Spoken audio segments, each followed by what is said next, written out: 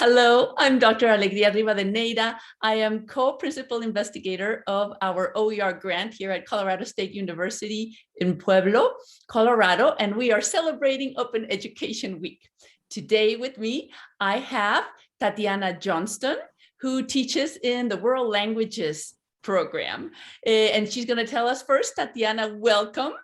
Can you tell us a little bit about yourself and what you do? Yes, I've been teaching at CSU for almost 15 years already, and I teach Spanish, German, and French. Wow, that is a lot. So you are definitely a polyglot. Yes, you can say that. Oh, and now you are also an OER author. So we really want to hear more about your journey. And I wanted to know what brought you to OER at first. It was the need of the perfect book.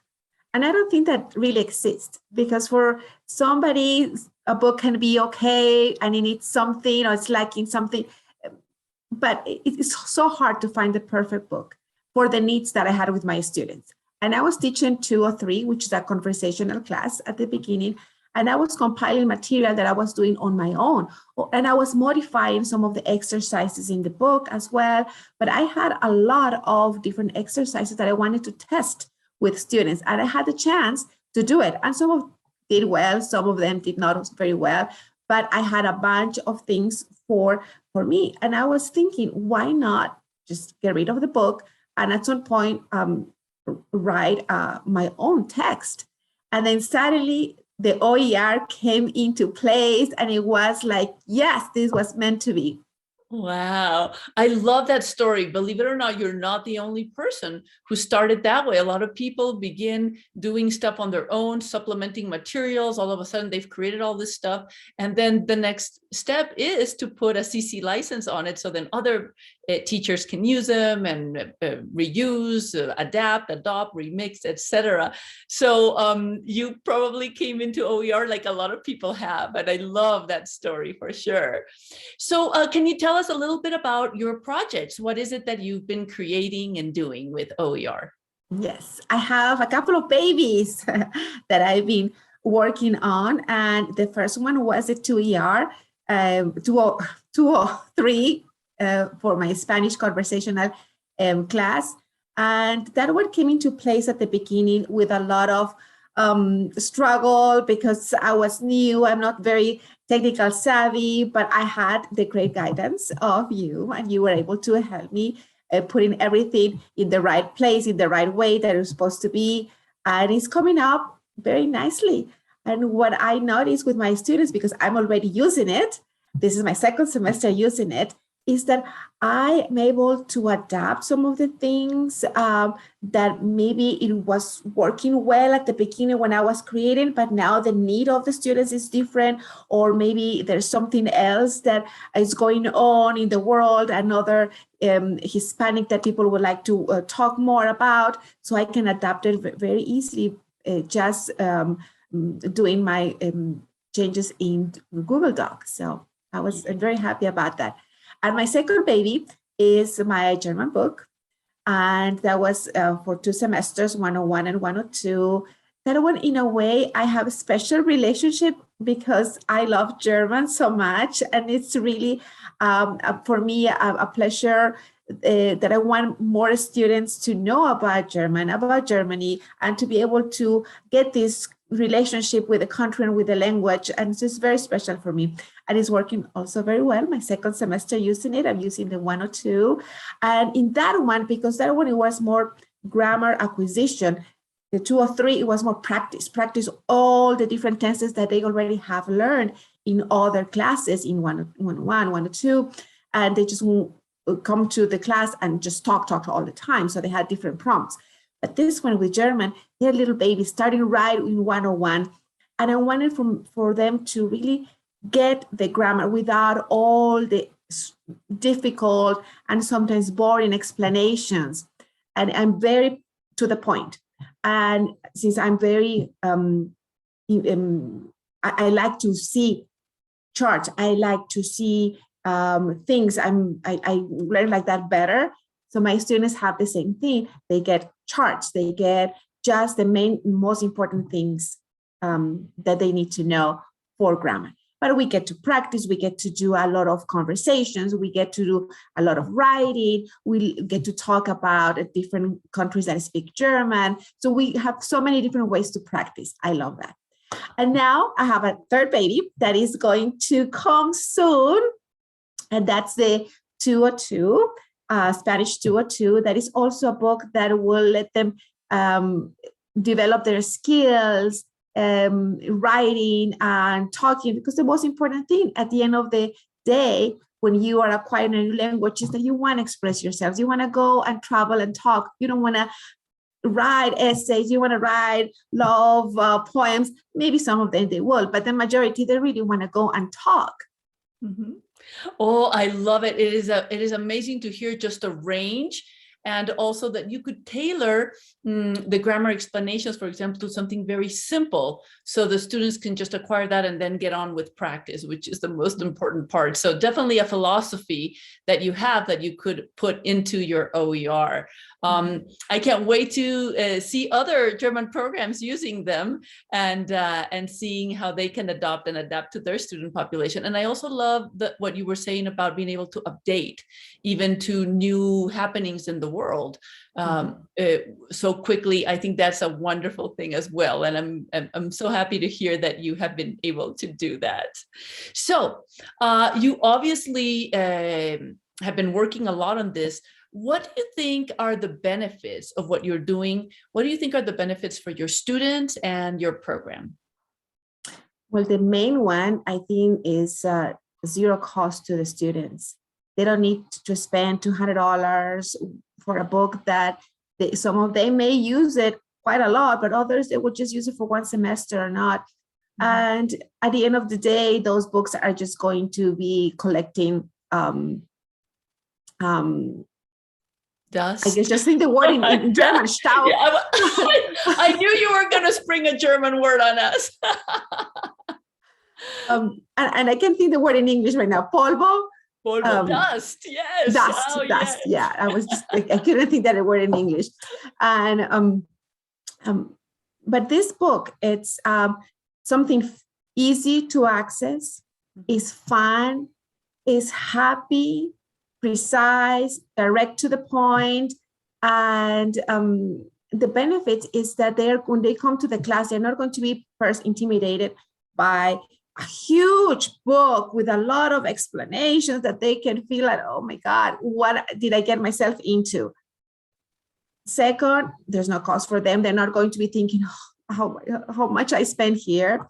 The third one is just fun, because learning a language should be like that. No matter if you're in college, college doesn't mean that you're more serious learning languages. No, we can still enjoy it while we're doing that. Oh, I love that. And you mentioned something that I think it's definitely worth highlighting, which is the access part of it, that the students have your books from day one, right? Or even before the class, because they can access them on our general webpage. So then they can have them from day one versus waiting for the loan to come in, and then they fall behind, etc. So yeah, I love that access piece as well. Thank you for bringing that up. Wow. So you have mentioned a few satisfactions of doing this. I could tell just in the way that you express, you even refer to them as your babies, but can you expand a little bit more on what satisfactions have you gained from engaging with this creation of OER for your classes? I think that for me, the mostly is that my students are getting a lot of things in the way that I think they're going to get more benefit. And let me explain that. Remember that I told you at the beginning that there's no perfect book, but for me, this is not perfect, but it's close to what I really wanted to get from this class. In the 203, for instance, they're getting a lot of prompts. They can work without me telling them what to do. They can see it in class face-to-face or in class via Zoom, and they can just start talking from the moment they are with a partner.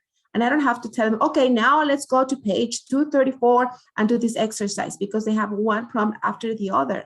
And I see them when I'm with them face to face, they're just talking. It's a noisy class, but I love that. And then I go from group to group, listening to them and giving them some suggestions to improve and things like that. Same thing, face to face or Zoom, same results.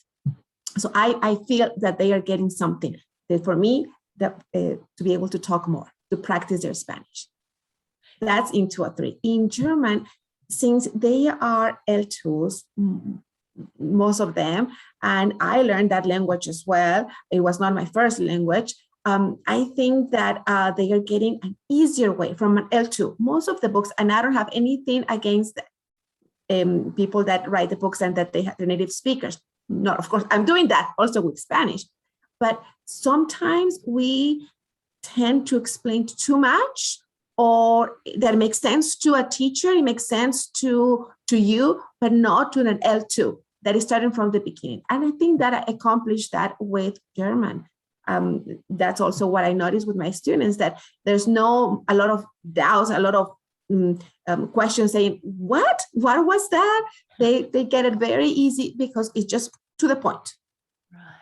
Yeah, so I can see that your greatest joy and satisfaction is to be able to translate your philosophy of language learning into the materials you are creating to see your students grow their abilities.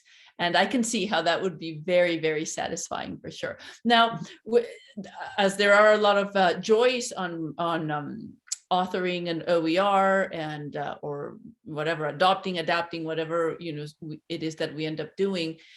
There's also, I'm sure, some challenges. So could you share some of the challenges that you've had and how you have overcome? I think the main challenge to write a book like this is of time. You really have to spend a lot of time doing this. You really need to be focused on what you're doing, and material that is free. Videos in YouTube, or things that you need to create yourself because you cannot borrow from somebody else, pictures, things like that, that also you need to be looking for them and spending time doing that.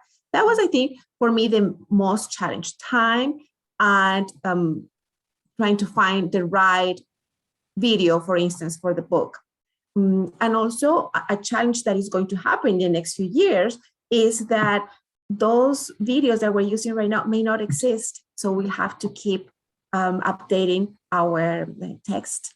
Also, as I mentioned to you, that sometimes we need to also adapt. Maybe we mentioned a couple of people, famous Hispanics, for instance, but there's somebody else that is coming later that we will have to mention, or things change in the world that we will need to adapt. That whole thing is going to become a challenge. Yes, I agree. And I love that you brought that up, because both the stewardship and the sustainability of OER become really important once they're out there as well. Just how do we keep up with them? How do we keep them fresh? How do we bring in new technologies even into it, right? So yeah, definite challenges, but nothing that we cannot face if we put our minds to it. And of course, if we have the support of our institution and the financial backing of our grants, that's definitely very, very well spent money in my opinion.